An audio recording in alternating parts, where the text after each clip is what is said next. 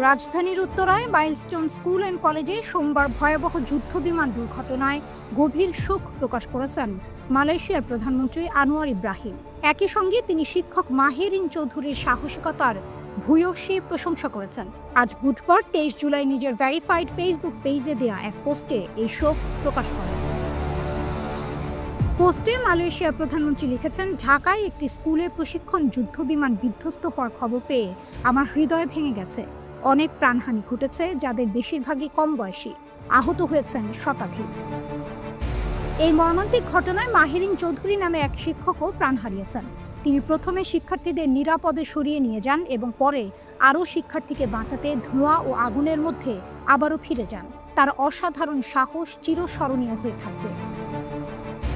আনোয়ার ইব্রাহিম আরও লেখেন, শোকের এই সময়ে আমরা বাংলাদেশের ভাই বোনদের পাশে আছি। আমরা প্রতিটি হারানো প্রাণ ও বিধ্বস্ত প্রতিটি পরিবারের জন্য শোক প্রকাশ করছি। শোকবার্তায় মালয়েশিয়ার প্রধানমন্ত্রী বাংলাদেশের মানুষের প্রতি সংহতি জানিয়ে নোবেল বিজয়ী অধ্যাপক মোহাম্মদ ইউনুসকে চিঠি লিখবেন বলে উল্লেখ করেন।